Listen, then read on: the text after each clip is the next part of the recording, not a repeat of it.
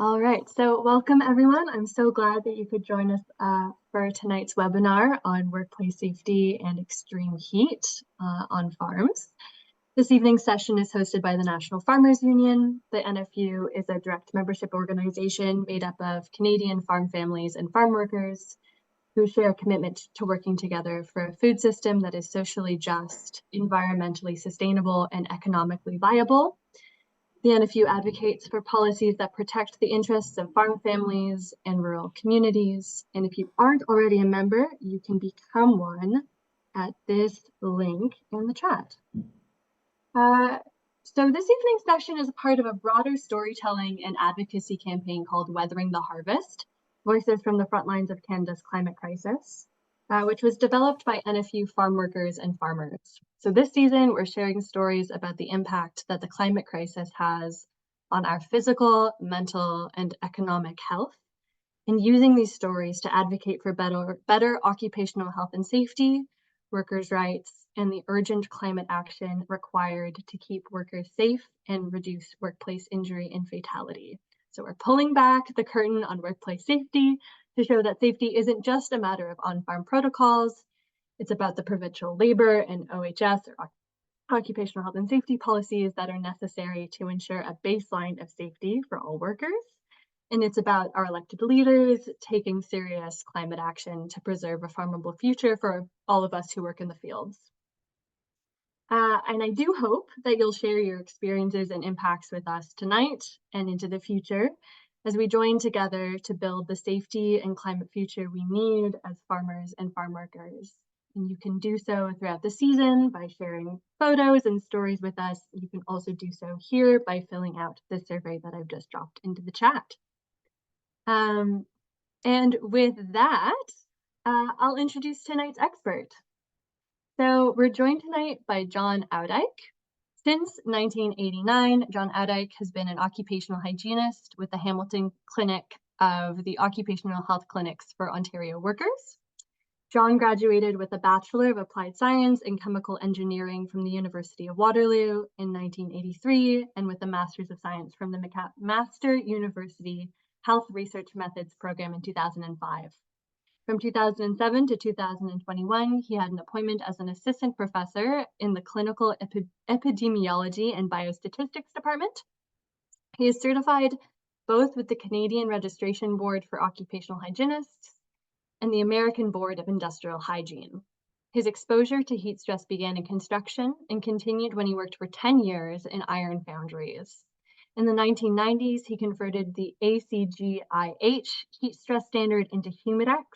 This plan has been endorsed in many jurisdictions throughout Canada. So we have a great expert with us tonight. We're in good hands, and I'm so pleased to turn it over now to John Oudyk. Thank you very much, Hannah. And I also want to recognize my colleague from OHCOW, Eduardo Huesca, who's also on. And I will share my screen, and then we can get going.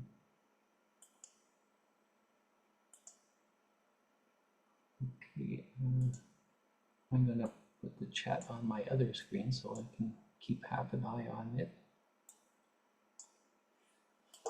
Okay, I just also want to recognize some of the other hygienists who worked on this project. It's an old program we had from quite a few years ago that we just redid this spring.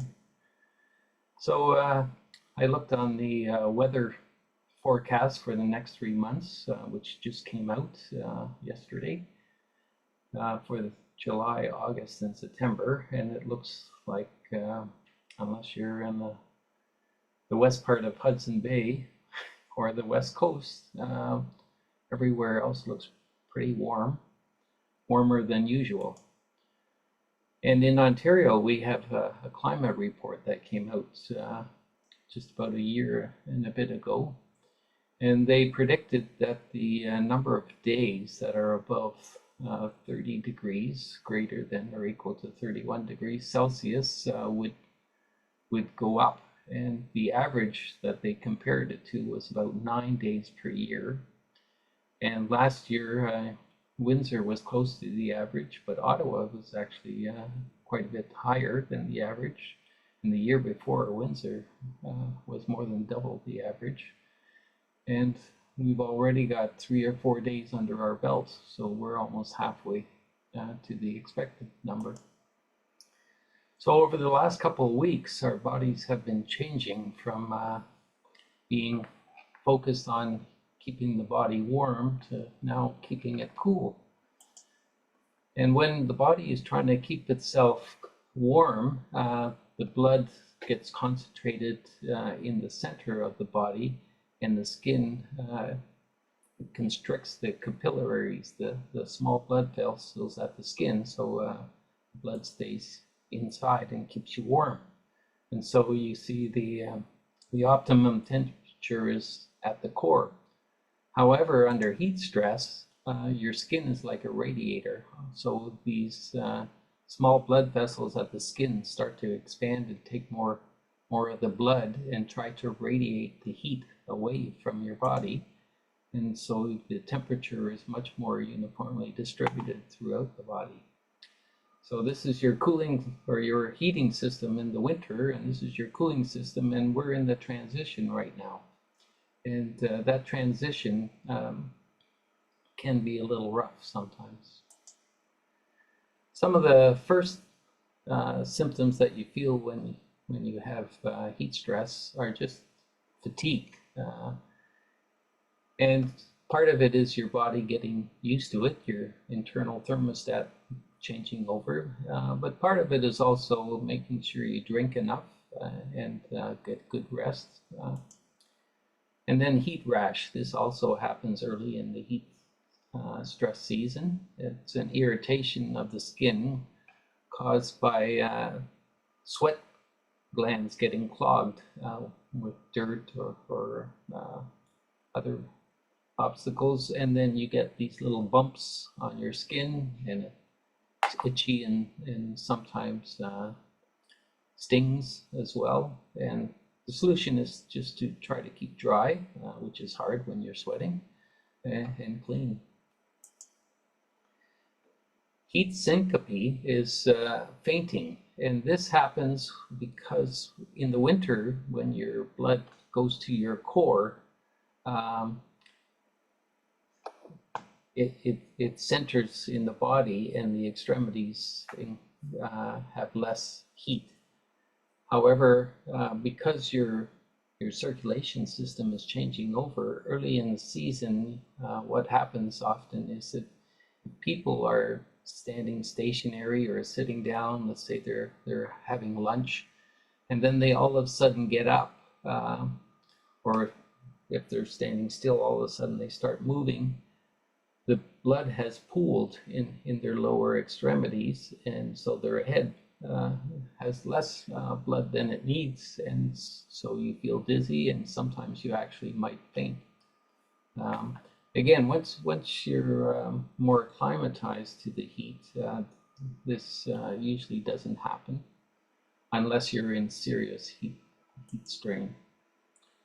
Now, one of the more serious side effects of heat stress from too much sweating is that you start to lose your electrolytes. And when you lose your electrolytes, certain muscles in your body start to cramp.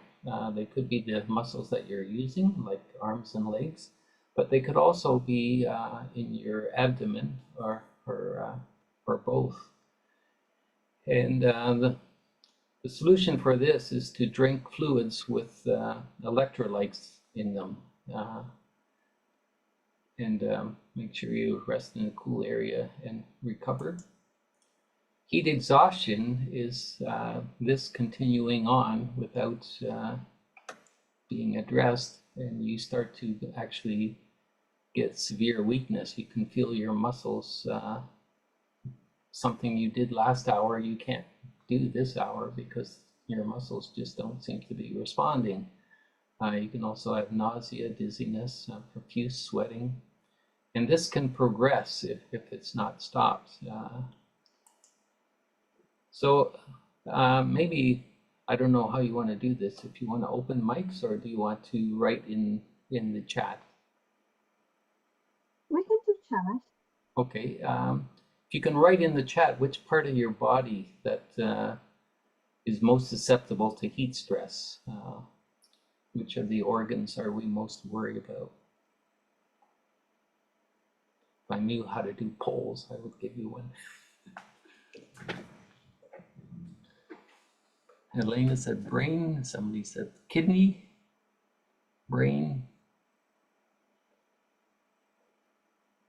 heart.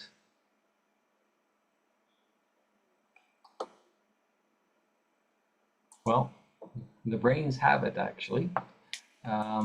The brain controls the rest of the body and how it responds to heat. So it controls the heart. It also sends signals to the body to change chemistry that affects the kidneys. But it's the hypothalamus in the middle of the brain that controls how we respond to heat stress. And the normal brain functions in a fairly tight range of temperature. 36.4 to 37.2 is considered normal. And heat stress programs are designed to try to keep it below 38 degrees. However, if the brain goes above 40 degrees Celsius, it gives up trying to cool the body and essentially shuts down. And this is extremely serious. This is what we call heat stroke. People will stop sweating. They'll be disoriented. They may not know who they are or what day it is, or they can act very much out of character. And they can no longer take care of themselves. And if somebody doesn't intervene quickly, they could die. And so it's very important to get these people to emergency departments as soon as possible. And because of people can't manage this on their own, you really need to watch out for each other. So you need to watch if people are acting out of character or saying strange things or doing things like that, because that's a quick sign that they're heading into serious trouble. So there are long-term effects too. The brain, the heart, the kidneys, the liver, the muscles, but also reproductive systems don't work well under heat stress. It can disturb your sleep patterns, and that in turn will affect your mental health. And if you have a number of consecutive days of heat stress, some of the impact actually accumulates. And if you don't have enough recovery time, then the strain can accumulate. And especially in older workers, people think that, oh, if you've spent 3 or 4 days in heat stress, now you're acclimatized, you're used to it. But actually, some of the burden, the biological burden that happens due to heat stress gets carried over from one day to the next. And for young people, that's not as important, but for older people, that can accumulate.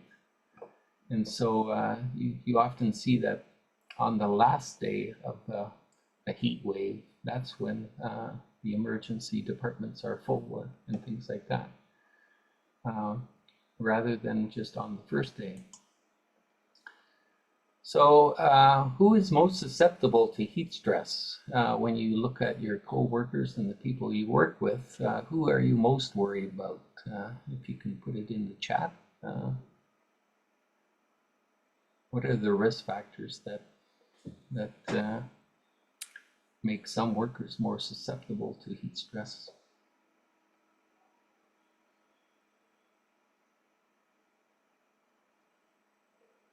Older people or people with heart conditions? Pregnant, that's an important one. Immunocompromised, older.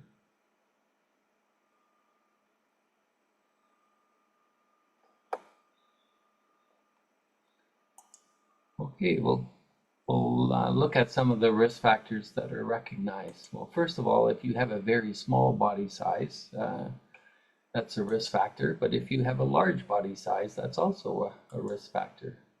If you're older than 40, you're more sensitive.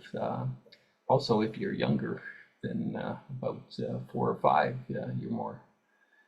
If you've had a previous heat illness, you're actually more susceptible. You may think that if you had an incident with heat stroke or heat exhaustion or something like that, your body is getting used to it, but no, it's the other way around. It makes it more susceptible. Heart disease, as was mentioned. High blood pressure is another risk factor. Diabetes. Inactivity. If you're a couch potato, your body isn't as efficient in managing heat. But if you're an athlete, you probably expose yourself to more heat stress. And so that also is a risk factor. So when you look at this list, you see sooner or later we'll all be at risk. So with all these vulnerabilities, who typically gets heat stroke? Well, it may surprise you that it's the people who don't have any of these risk factors. These are pictures of 2 professional athletes who died of heat stroke. The other group is older sick people who are in beds and immobile if they don't have air conditioning. This is a picture of a heat wave that happened in France, and thousands of older people died during that heat wave because none of the care homes were air conditioned. The indirect effects of heat stress are reduced work performance. Obviously, if you're tired and fatigued, you're not going to be able to work as efficiently and as accurately. Because of that, also more chances of accidents. As we mentioned, you can have reproductive problems, difficulties getting pregnant.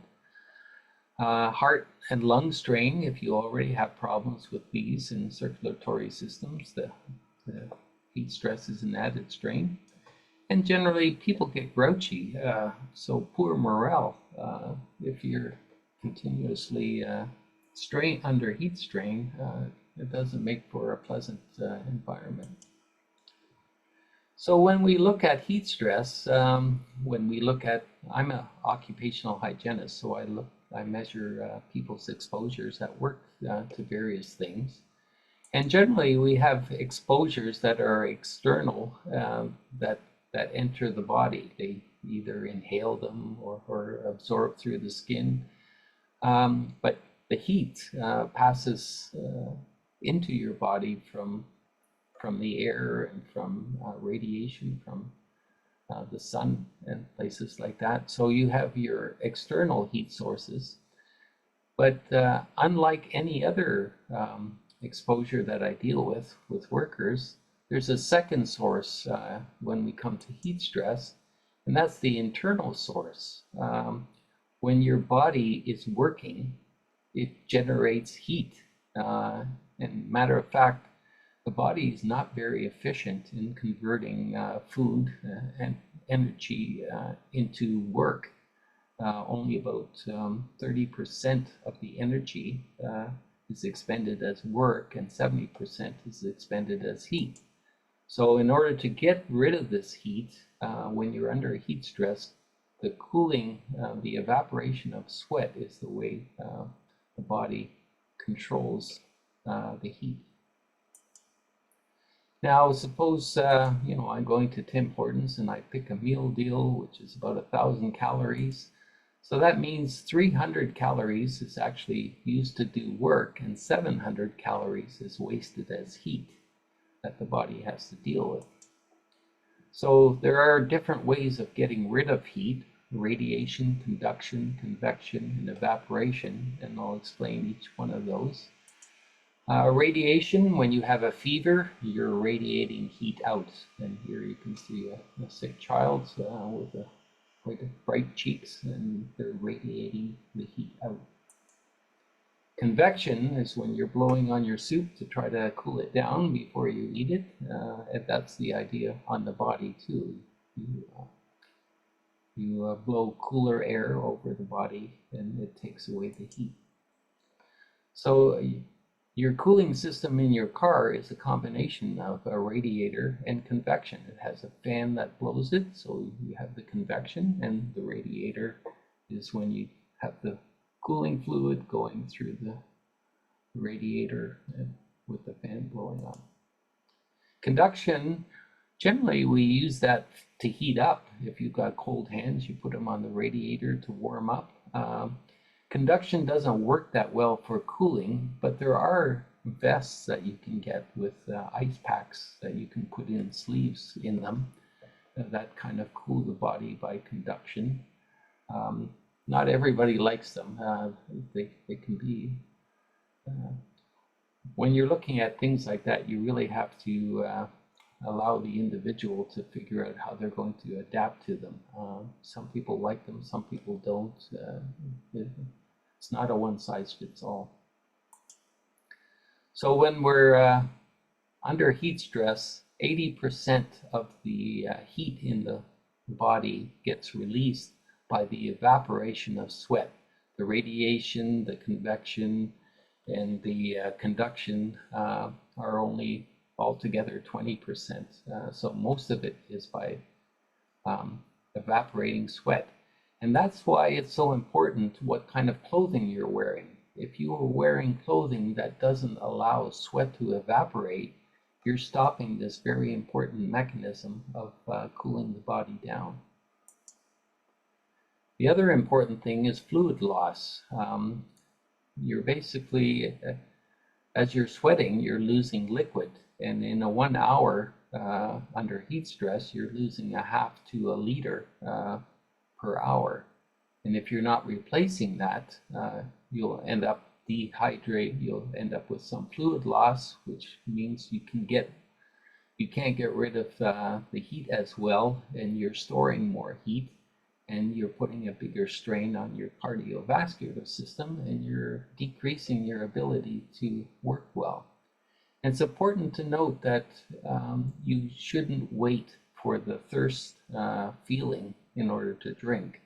The thirst feeling only comes in when you're already dehydrated. So if you're waiting to be thirsty before you drink, it's too late. How to monitor whether your level of hydration is adequate? It's fairly simple. The color of your urine. You want light colored urine. If it's dark, that's not good. And if it's brown, then you need to see medical help. I once dehydrated. I was in the Middle East for a few weeks, and it's not pleasant. So what do you need to drink? Well, electrolyte drinks are usually not needed because the typical North American diet has lots of salt in it. However, if you're feeling cramps, you can use it kind of as a first aid way of treating the cramps. You should stay away from caffeinated, carbonated diet drinks and alcohol because they take water out of your body. Water is the best. Juices and non-caffeinated sports drinks are also good. Juices contain energy that helps you restore your glucose in your body. And how much to drink? About a cup every 20 minutes. And again, it's more than just satisfying feelings of thirst. Also, you don't want ice water because if it's really, really cold, you won't drink as much. And you don't want lukewarm water because it's not very palatable. People don't like it. So actually having water at about somewhere between around 10 degrees Celsius is where people will drink the most. Colder, they'll restrict themselves, and warmer, it won't be very pleasant, so they'll stop drinking for that reason.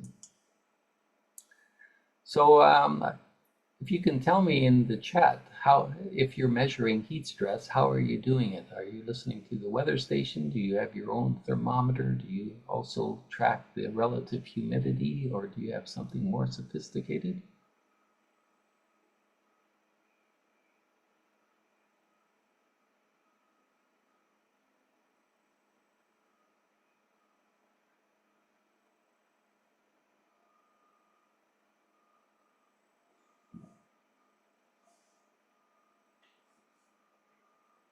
Nobody's tracking heat stress? Listening to the radio? Watching the news? Checking the weather? A weather app. Okay. In Ontario, we have, well, Environment Canada, I think, all over the country allows you to sign up for weather warnings and then rely on your senses if you feel hot and humid. 2 on-site weather stations. Interesting. Yeah, I would imagine farmers would be interested in what the weather's going to be. So they made greenhouse thermometers. In the greenhouse, do you also measure relative humidity? Yes, good. Constantly talking about the weather. That's very Canadian. I've been in other places in the world where the weather is so predictable, nobody listens to the weather forecast, and you don't talk about the weather because it's so boring. But we seem to be situated in a part of the world where we get lots of variety. Okay, there is an official way of measuring heat stress, and it's put together by the American Conference of Governmental Industrial Hygienists, the ACGIH. And they put together what's called a TLV, a threshold limit value, and it's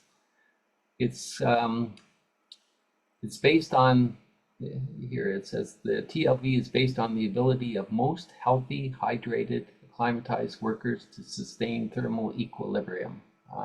The action limit is prescribed for healthy, hydrated, unacclimatized workers.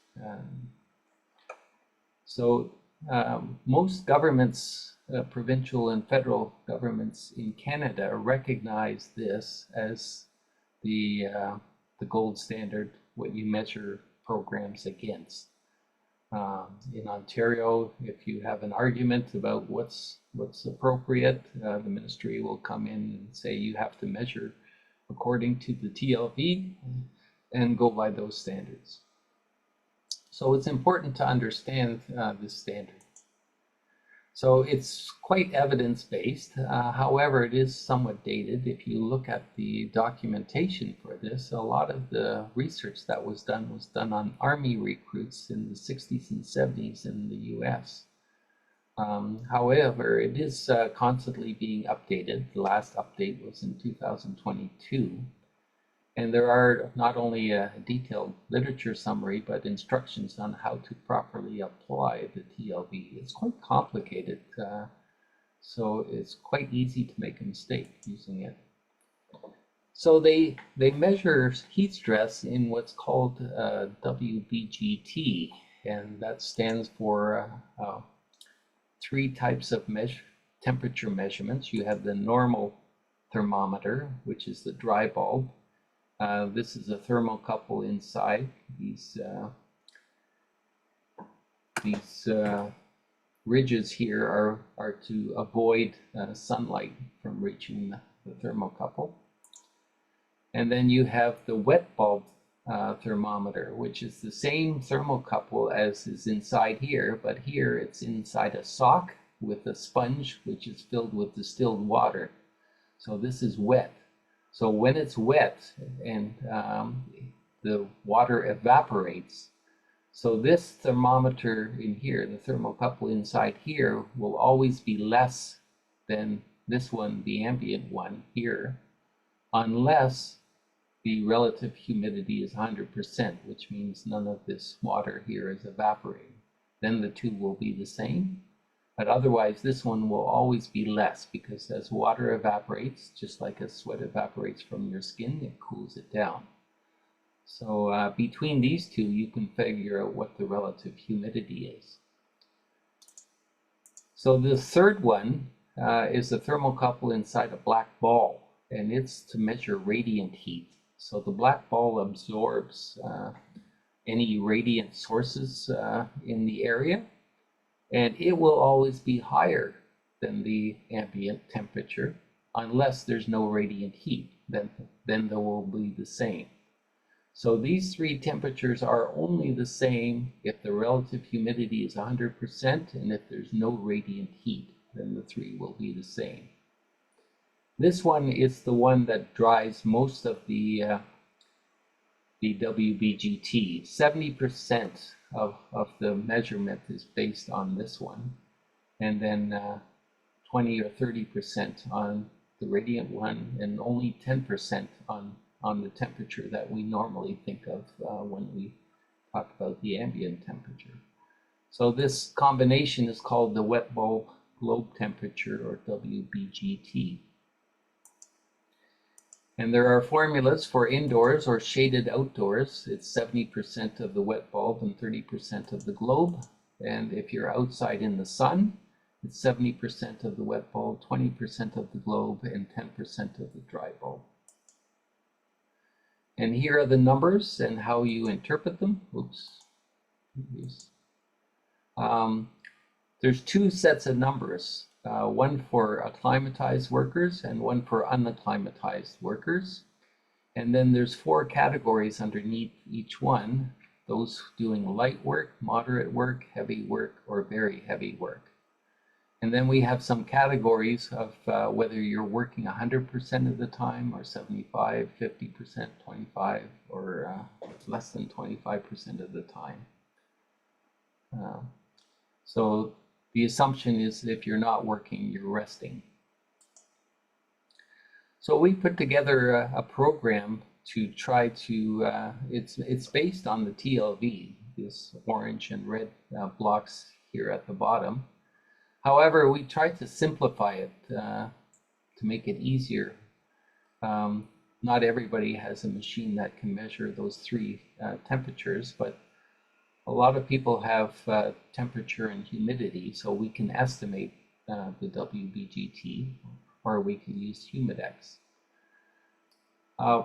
However, one thing we found when people are using our system is that eventually people self-calibrate, just like the person in the chat who said, I just go by my senses and what I feel. And really, that way actually works well. All this fancy machinery, and it's expensive too. That machine I was showing was $8,000. It's all meant to tell you whether or not you're hot or not, and that's something you probably already know. And therefore, you should listen to your body, and you should be able to manage heat stress that way. However, when things are, if there are arguments, then we need some measurements to try to decide what's appropriate. And so we simplified the ACGIH and made the Humidex plan. However, if you don't like the simplified plan, there's always doing it the official way. And then you have to spend the money and learn how to use the process. That takes some expertise. And if you still want to be exposed to more heat stress, then this allows, the heat stress TLV allows you to use physiological monitoring, and that's monitoring the heart rate or the core temperature. However, in Ontario anyway, that's medical monitoring. That's medical information, measuring heart rate and body temperature, and therefore it requires a bit of more sophisticated process to use that. One thing that is extremely important if you're going to self-monitor is that people understand what the health effects of heat stress are and how to counter them. So your training system needs to be adapted to workers' language and learning patterns.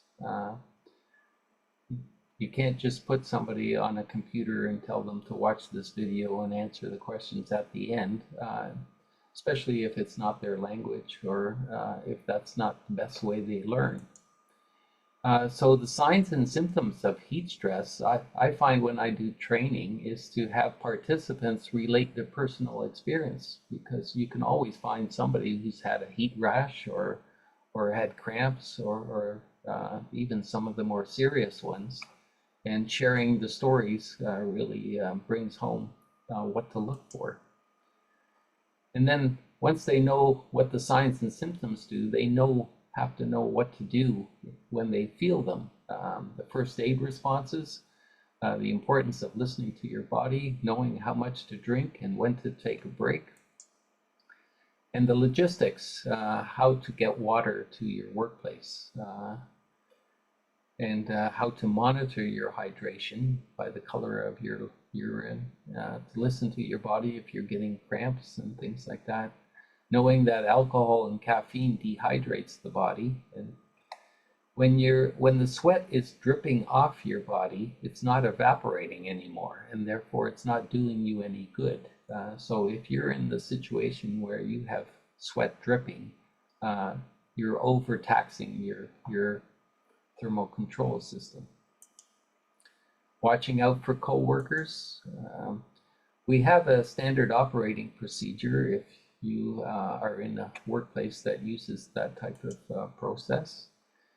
And once you've trained people, it's good to check up to see that they realize how to apply that knowledge.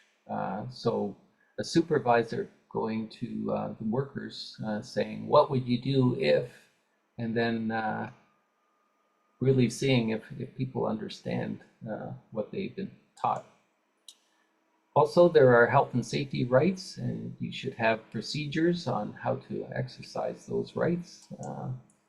But I can't underscore the critical role of supervisors. Supervisors are the people who are probably going to do the training. They're also going to monitor whether these people are following what they've been taught and know how to use what they've learned. So the ACGIH in their general controls has pre-job and annual training programs with information about heat stress and strain, heat disorders, mitigation plan, and emergency plan. If somebody is heading into heat stroke, you should have established well ahead of time, if something like this happens, who do you call, and who's going to call the ambulance, or who's going to drive the person to where they need to be? What are we going to do in the meantime, etc., etc. So you need to work that out. And we have an online calculator that has a page where we evaluate the delivery system and the training outcome. And we categorize it as in these 4 categories: inadequate, minimal, sufficient, excellent. And it's based on how frequently, the length of training and the type of training, but also the outcomes, whether the worker or the supervisor can explain what heat rash is and how to treat it, etc. And there's 2 pages of these things, and based on which ones you mark off, you get an evaluation of your training program. Now we start off with self-management, and these are low-tech tools, like posting a hydration chart in the outhouse or in the washroom is a quick and easy way to do it. For people who want to take measurements, we have a Humidex-based response plan, which has 5 steps, and then categories based on the adjusted Humidex, and we'll talk about what that is. You have the amount of time that you can work per hour and the amount of water you need to drink. So step 1 is training, and we've covered that already, but it's probably the most crucial element of the plan. The knowledge that you gain and use can actually save somebody's life. And so workers need to understand how their body reacts and what they can do in response to it. Selecting a measurement location. The idea behind this is that you want something that is representative. If you're following a weather station may not faithfully reflect what the exposure is where you're working. You can be working outside, but if you're working on some hard pavement and carrying things from the truck and loading things on a paved surface, your heat stress will be higher than if you're out in the field with greenery around you. So ideally, it would be measured within 10 meters of where the person is. And you have to also realize that weather stations may not faithfully represent or media reports, especially if you're inside a building. It can absorb heat during the day, and its peak heat time will be different than the peak heat time outdoors. So the Humidex plan is a simplification of the ACGIH WBGT method, and all you need is temperature and humidity. And the way to measure that is a thermal hygrometer, which should be put in the shade if it's outdoors. And once you have the temperature and humidity, use the table and you can figure out what the Humidex is. Once the Humidex reaches 30, we recommend that you report it at least hourly. However, no matter what you measure, if somebody is suffering from symptoms that look like heat stress, you should deal with them. You never want to say, well, the measurement says you can't be under heat stress because we're below 30. If somebody is having symptoms, they trump any measurement. And that's also in the ACGIH documentation. So measuring the temperature and relative humidity, well, I showed you the machine with the sock on the end of the thermometer. Well, this is the old classic thermometer, and one has the sock on it and one doesn't, and it's the difference between the two. We used to put them also on a swivel and swing them around on top of our heads so that they would equilibrate a little quicker. The water would evaporate quicker and you get a reading faster. And this difference told you what the relative humidity is. And it's a pretty simple but complex way of doing it. However, today you have these fancy machines, thermal hygrometers that measure both temperature and relative humidity, and they're fairly inexpensive. Here's a number of them. Each of these comes with a free app that you can put on your phone, and it tracks it every minute or two, and you can download months worth of weather or measurement data. You can have them with displays. You can also have them without displays, and they're all fairly reasonably priced. I've been watching them for a couple of weeks now, and their accuracy is actually quite impressive. They're as accurate as that $8,000 machine that I showed you earlier, but they don't have the globe temperature, obviously. They only have temperature and humidity. So we have this chart, and on the one side is the temperature, on the top is the relative humidity, and I'm not sure if this is going to work, if you have copies already. You probably don't. Okay, so we'll pretend that you have it, and I'll walk you through it.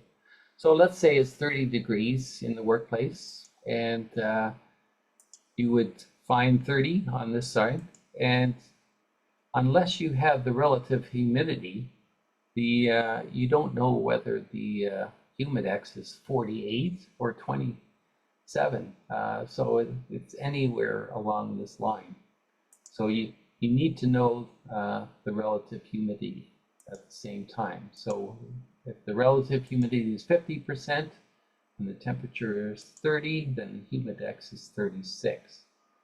So at 50% relative humidity, it the 30-degree temperature feels like it's a 36-degree temperature.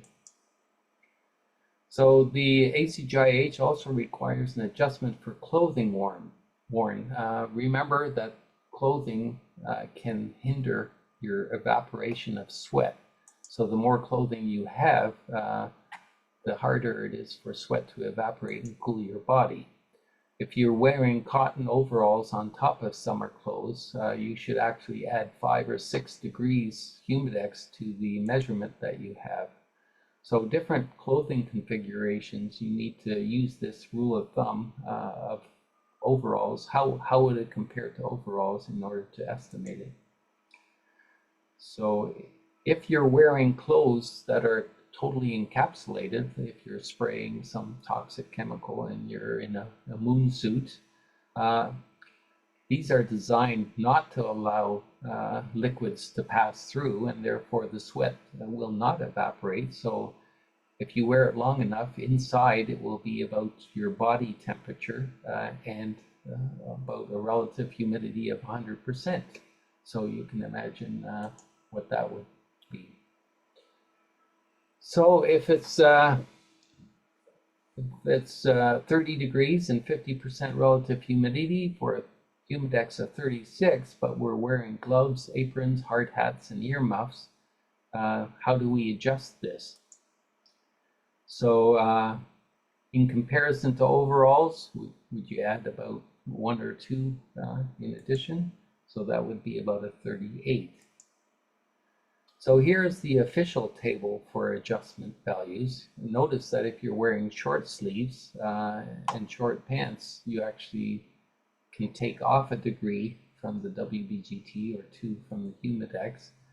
But if you're wearing cloth overalls without anything underneath except underwear, you're about the same. But if you're wearing it on top, then you're adding 3. If you're using a vapor barrier coveralls with a hood, you add 11, which will put you way over. But what if, leather gloves, hard hat, and apron don't fit on this list? This is all that's on the list, the official list, because that's all what they measured in the lab. So we figured out a way of prorating these according to how much of the body is covered and how quickly the sweat glands in those areas of the body evaporate water. And so we have gloves, we have a hard hat, we have aprons, we have earmuffs. If we take the humidex one, we can add it all up and you get about 1.6. We go to the nearest whole number, so it'd be about 2. The alternative is just, guessing by yourself. And finally, we adjust for radiant heat. The thermal hygrometer does not measure radiant heat, so we need to take this into account. If you're working in direct sunlight between the hours of 10 a.m. and 5 p.m., we usually add 3 or 4 humidex degrees, and you can prorate it according to cloud cover or shade. Indoors, you kind of use your common sense. How would it compare to being outdoors in full sunlight? Because we know that's about 3 or 4, so we would prorate it. So, if we realize that people are outdoors in the sun and we've got a 38 already after we've adjusted for the gloves, aprons, hard hats, and earmuffs, we would add another 3 or 4. So we'd be at about 41. So when we actually took the measurement, the temperature and humidity, we were at 36. When we adjusted for the clothing, it became 38. And when we adjusted for clothing and being in direct sunlight, we ended up at 41. However, people also take breaks. So if you take your break in a shaded area and you take your PPE off, your gloves and your hard hat, and your earmuffs, then what would the humidex be? Well, that shouldn't be cafeteria, that should be in the break area. And why is it important?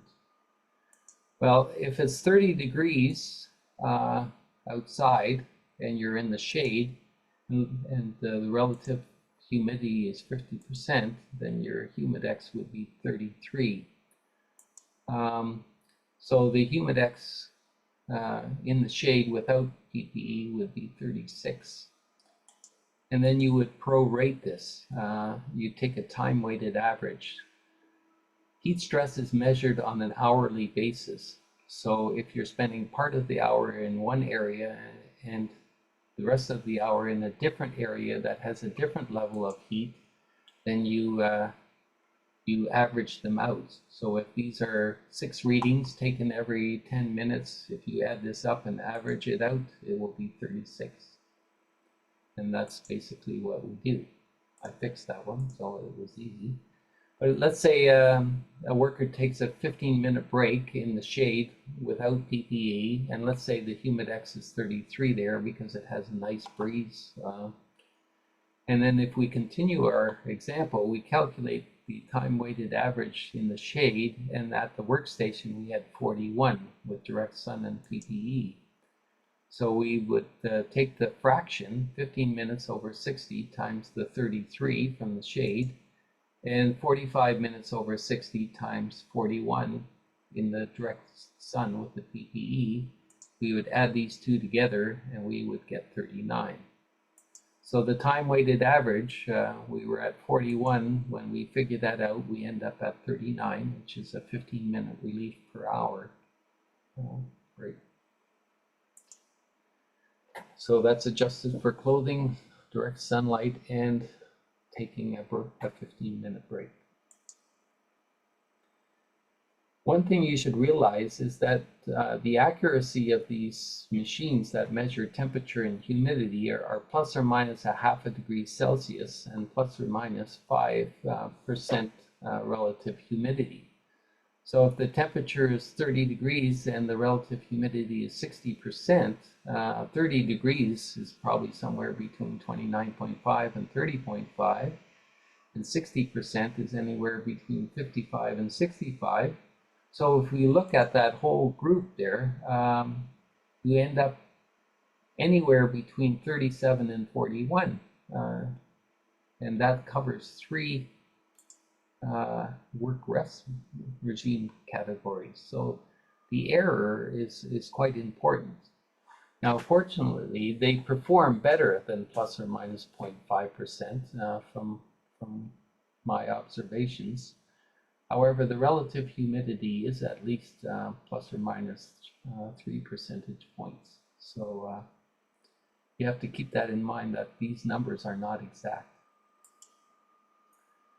So we also have the same table as I described for humidex in WBGT numbers. If you don't want to use humidex, but you actually want to use the TLV numbers, again, it's the temperature and humidity. And we have them side by side, also in one of our handouts. Now, if you're using the official method, you have to have a way of measuring the WBGT. The expensive ones are $8,000. You can get them for about $150, $200 if you shop around. The clothing adjustment has to be taken into consideration. You also have to assign a metabolic work category, light, medium, heavy or very heavy work, or sort of not medium, moderate. You have to determine whether or not people are acclimatized to the heat, and you have to determine the unadjusted work-rest pattern. And then you use table 3 that I showed you earlier, and it's based on a 1-hour time-weighted average, which we discussed. So acclimatization is a big argument in Ontario. I don't know if it is in other provinces as well, but I've had lawyers try to tell me that in May people are already acclimatized to the first heat wave that comes around, which is not true. The ACGIH actually has a way of helping you determine whether or not people are acclimatized, and that's for 5 of the last 7 days, they have to have spent 2 continuous hours in the heat stress area to be considered acclimatized.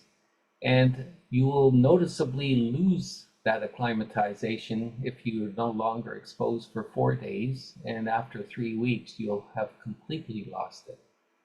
So in our experience, we used to have a Humidex-1 and a Humidex-2. Humidex-2 was for acclimatized workers, but it was being so abused that we took it out. So if you want to claim that your workers are acclimatized, you should use the TLV, the official way of doing it. The Humidex plan is not for you if you think your workers are acclimatized. So this is last year's data. We took hourly weather information from Lincoln in the Niagara Peninsula. We took Lincoln because they also measure solar radiation and wind velocity, so we could calculate it. And you need 5 of the last 7 days, so these solid windows are 7 days, and you can see here we have 3, here we have 1. Another day we only had 1 hour, so that didn't count. And in September we had 3 days again, but we never had 5 of the last 7 days that were above the WBGT of 27.5. And this is what we had so far this year in Ontario. We had 3 days. We had a heat dome. Nothing like what was out in BC a few years ago, but that's what they called it here, especially in the US, that's what they called it. And it was quite hot for a couple of days, but we didn't reach the 5 of the last 7 days. And so we're already out here, so people already have lost any acclimatization that they gained over those 3 days. So again, we have no acclimatization. Then the metabolic categories, whether you're light, moderate, heavy, or very heavy work. What people don't realize is at the bottom of the table, they said you have to adjust for the weight because these energy expenditures are based on a 154-pound male person. And so people come in all shapes and sizes. So if you're trying to adjust for everyone, everybody likes to have the light category applied to themselves, except workers who are doing the work, who always think they're in the heavy category because they're working hard. So it becomes quite a mess if you work this metabolic rate out for individuals. Hey, John. Yes. We've just got a message in the chat as a question, and I would love also to move to questions relatively soon, but I think this is a really interesting one for the group of folks that are specifically here, most of which are either farm workers themselves or employers on small or medium scale farms that don't necessarily have the kind of HR power to run many of these calculations.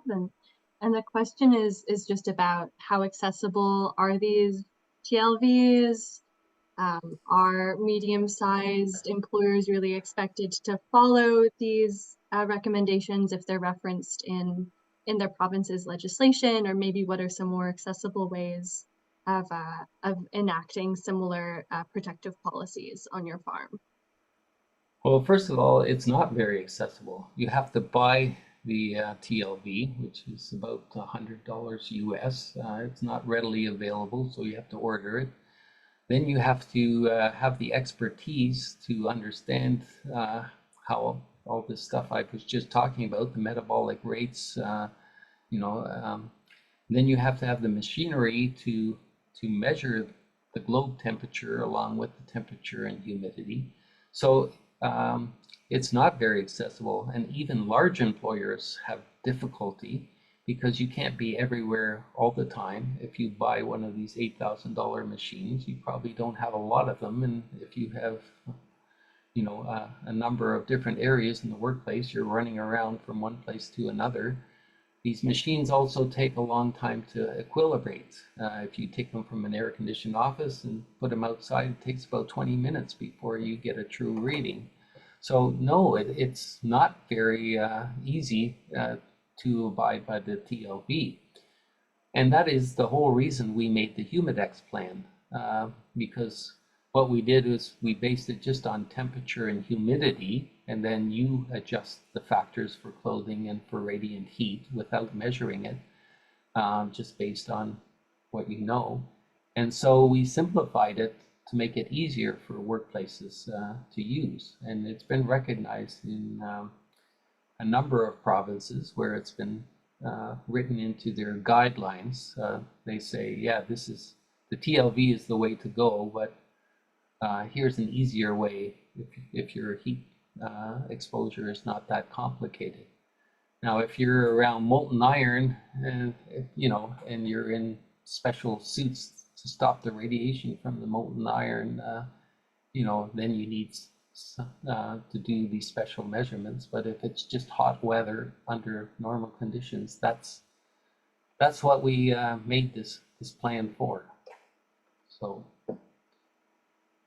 okay, I just got a few more things. I want to talk about the difference between male and female responses to heat. Okay. And obviously, in the monthly cycle, a woman's temperature fluctuates, and there are times when it's higher and when it's lower. And if you think, well, if you're pregnant, that solves the problem because you're no longer ovulating, but your temperature is higher when you're pregnant. And if you think once your periods are done, we have the issues of menopause, hot flashes, and things like that. So since the TLV was based on these army recruits in the 60s, which were only males at that time, obviously it doesn't take into account some of these biological sex differences. And finally, physiological monitoring, that's measuring heart rate or core temperature, and that's medical monitoring. We have a guide on how to do that, but that's very sophisticated and for very intense exposures. So these are the criteria of how many beats per minute based on your age or your core temperature. However, even at the bottom of all this, it says if the signs and symptoms of heat stress are present, or you have a person requesting to stop, you need to listen to them more than all these numbers. So this is our heat stress program. This is the old one in 2009, how we updated it. We have posters that are available in different languages, information and infographics, which have a bit more information than the posters, about symptoms, a 2-page one, and then the health effects.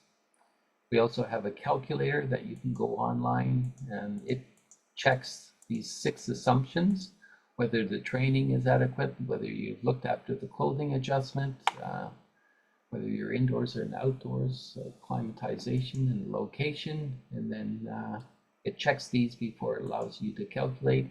We also have a 10-page standard operating procedure. If you send me an email, I can send you a Word version so you can copy and paste it if that's what you're into. And this is my last slide. Sorry for going on and on, but these are available if you use these QR codes. And this is the tool that we've used basically to simplify the TLV so it's more manageable for people.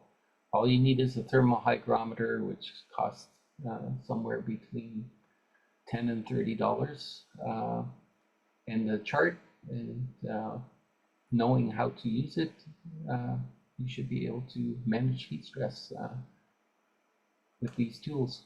So, any other questions? I'd be glad to take.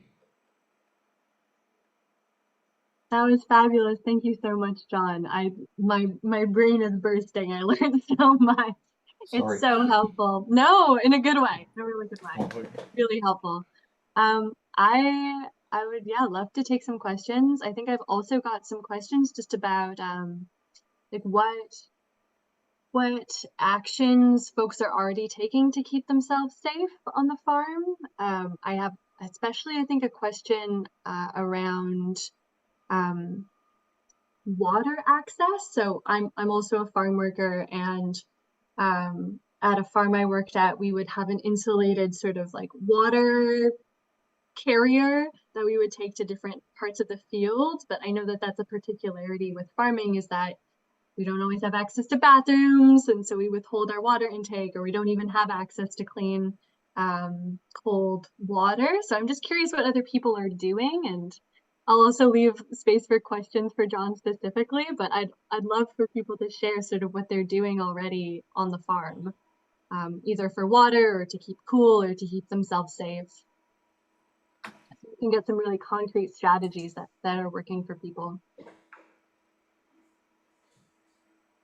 I guess you can answer in the chat or unmute.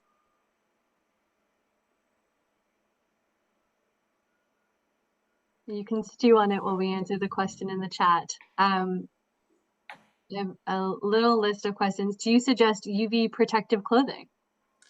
Yeah, that's interesting because working outdoors, it's not only heat, it's UV.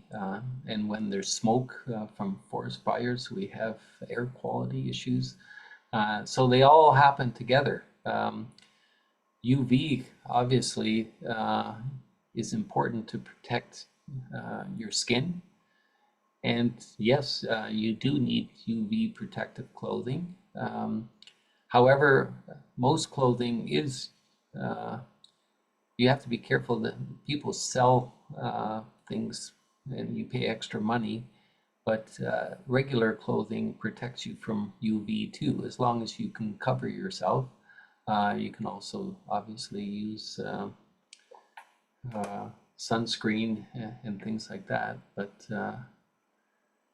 the UV protection, the sunscreen will not screen out heat, radiant heat. The heat will still be absorbed, so it won't do that. People who have fancy clothing that wicks sweat away from the body is good too, because it improves the evaporation. And the reverse is bad if you're wearing something that doesn't allow sweat to evaporate. Going into a cold room, is that 4 degrees Celsius for a few minutes to cool down? There are advantages, but there is also, you're throwing your body for a loop in trying to, first it's trying to cool itself down, and then all of a sudden it wants to warm itself up. Something less drastic, if you have a cafeteria or something like that that's air conditioned, it doesn't have to be cold in there. Like it can be 25 degrees or 26 degrees is enough to cool people down. But the drastic change, obviously there's some advantages to cooling down, but it also can be confusing for your body. That's really interesting. I think that's a common practice on farms, is if you get too hot, you throw yourself into the fridge while you eat your vegetables. So that's really good to know. I see a question above that, the cold room question, about a physical water mister that gets folks a little wet. Is it helpful or harmful in keeping body temperature lower? It depends how much you're sweating. If the sweat is dripping off you, it's not going to help you. If you're at the point where you're not sweating very much, yes, it will help. So it's actually helps the most when you least need it. And when you most need it, it doesn't help. And that's with fans too. When you least need it, it cools you a lot. However, if the outdoor temperature is getting around 35 degrees, it can actually heat your skin up. And that's why you see people who are in desert areas wear full-length clothing. They're not walking around in their bathing suits. They're protecting themselves from being heated up by the wind, the hot winds. So each of these cooling methods, there's a limit to them.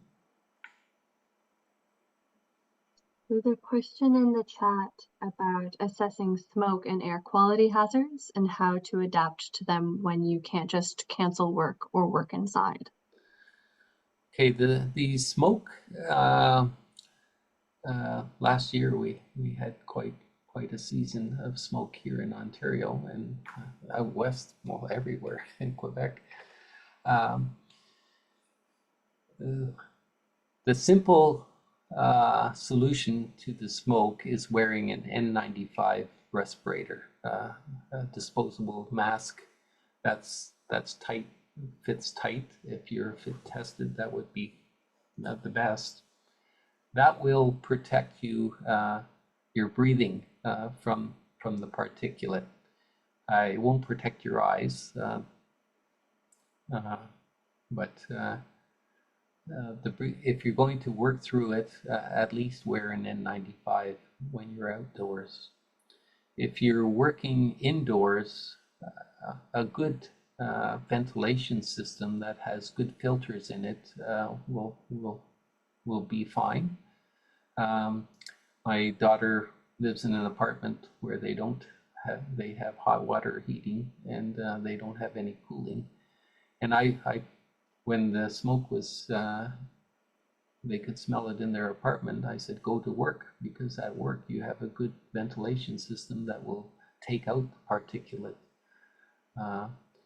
If you're in a home or in an office that doesn't have that, closing the windows, if you still have one of those portable particulate filters from COVID, you can get it out of the closet and use that for a while.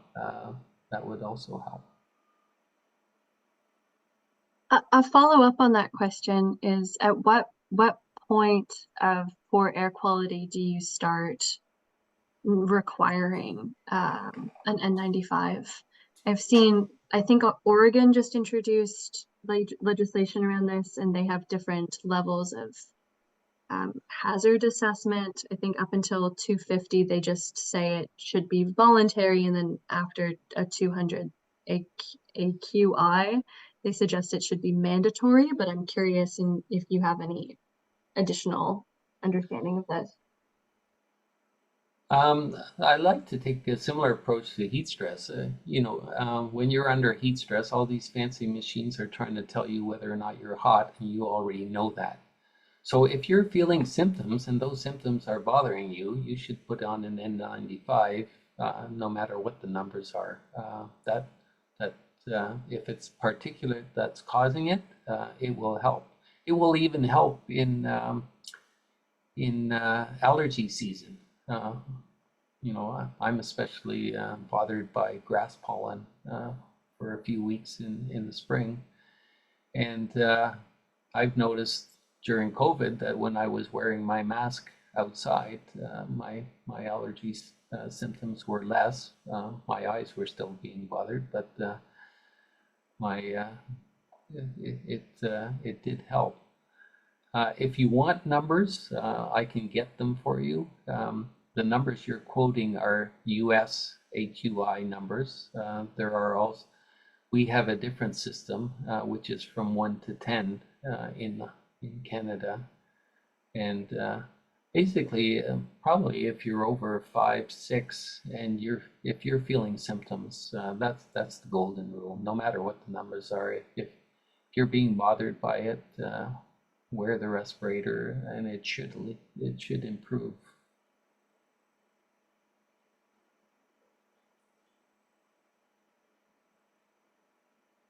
That's really helpful. Are there other questions coming from folks in the room? Can you drink too much water? Great question. I have paranoid thoughts about Yes, this all the yes, you time. can drink too much water. There's a fancy name for it, and I forget what that name is. But yes, you can drink too much water, and that's if you stick to the rule of thumb of a cup of water every 20 minutes. If you're under real heat stress, maybe 15 minutes. But if you're drinking 2 liters an hour, you're going to disrupt your electrolyte system, and that's not good for you. I saw a comment on there that shifting hours when it's hot, starting earlier and finishing earlier, or splitting up your day. I used to do roofing, and in the hot sun on the roof, especially if you're doing a black roof or a brown roof, it was pretty brutal. And so, yeah, we'd start as early as the neighborhood would allow us to bang on the roofs, and we would take a break, 2-3 hour break at midday, and then come back sometimes after supper or whatever and finish. In the Middle East, there are laws that say you can't work outside between certain hours. I think 11 o'clock till 3 o'clock in the afternoon or something like that. It's forbidden to work outside. So shifting hours is a very good way of doing it. As long as you don't make too much noise for the people who are trying to sleep at 6 o'clock. Not me, I'm an early riser. I think most of the people in this room would be as well. Yeah, maybe I'll read out some of the other responses to my question that came in through the chat. Alina says that she wears long sleeves, highly breathable fabric, and a wide brim sun hat all the time. Just started carrying a cooler jug thing with a handle that's about 3 liters capacity, so I'm not needing to refill water as often. I like packing a pickle or other salty snack for my lunch for electrolyte/deliciousness. On really hot days, I wear a wet hanky around my neck. Mia says we are considering setting up a buddy system where buddies are in charge of checking in on each other, making sure they're drinking enough and taking breaks. Megan says I find a wide brimmed hat keeps neck and face covered, and a long sleeve loose button up shirt absolutely key. Mia says when there are 3 or more consecutive days of 30 degrees, we choose to start early in the day in order to finish by 3. Elena says our farm was also able to look ahead and work a bit harder the week before the heat wave and take it easier during the heat. We couldn't skip the harvest, obviously, but it made a big difference getting the most of the work done before it's too hot. Absolutely.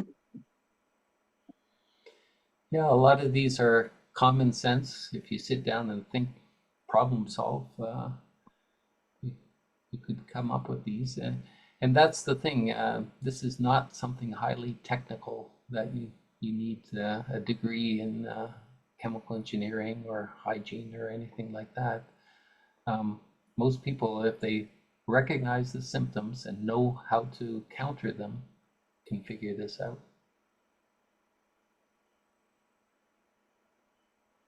Okay, we've got one more question in the chat from Mia. This is a specific question from one of my teammates. How many grams each of, oh gosh, this is testing my high school science. I know. Sodium, potassium, and magnesium. Magnesium. Yes. Should you be consuming either in drinks, food, or supplements per hour of moderate physical activity during moderate, high, and extreme heat? Should you be concerned about other salts too? Okay, that's a medical question. They do the blood tests and they have prescribed areas for these things. However, if you're eating a healthy diet, and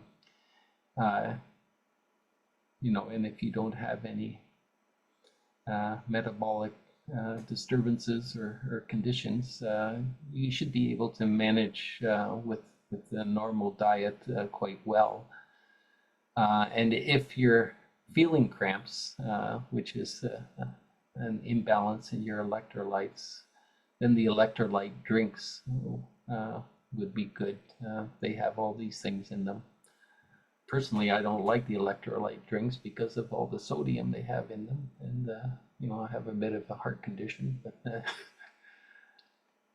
yeah, you have to uh, take into consideration your health, your diet, and how your body's feeling. Listen to your body.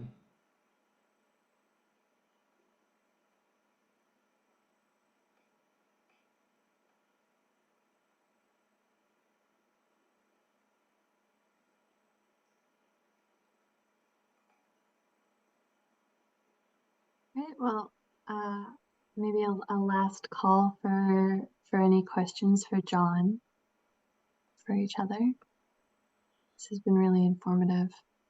Eduardo, do you have any thoughts that would be useful to share with this group about some of the work that you're doing?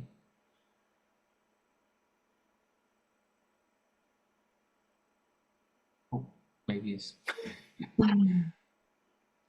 sorry. Should have warned him. I was going to put him on the spot. Oh, man. Well, maybe I can wrap us up just with another plug of the campaign that we're doing right now,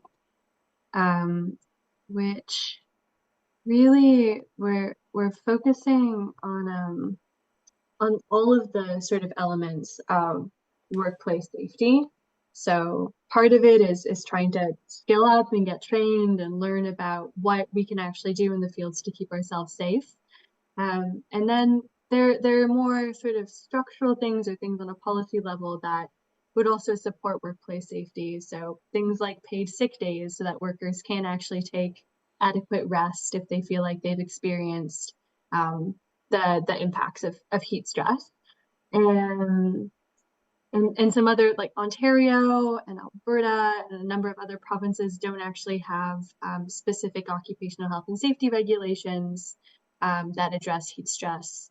So we're also advocating for that at provincial levels, just so we can really ensure this baseline of worker safety so that it doesn't depend on, how good your employer is, how much you get along with your boss, really just like, how can we make sure that we keep everyone safe who's working in the industry? And then we're also sort of talking about climate action in general, because ultimately, when we look at climate modeling and climate projections, that's not really a farmable future. We're talking about impacts on our crops, but we're also talking about heat that would just be deadly for outdoor workers. So I'm going to drop into the chat a little open letter that I encourage you to sign to support the campaign and to get involved by sending stories as you experience the impacts of the climate crisis on your farms. You can send them to kaya@nfu.ca or to our Instagram, which is just, I think it's at NFU Canada.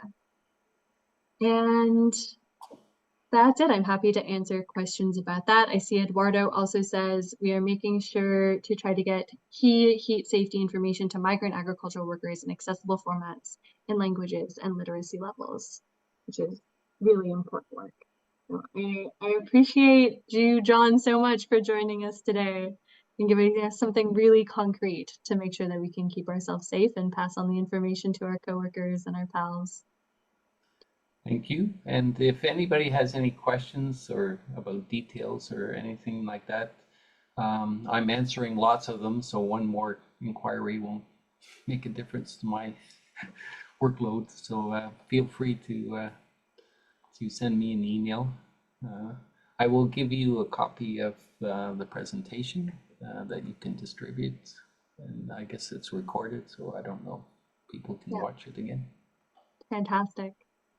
Thank you. Okay.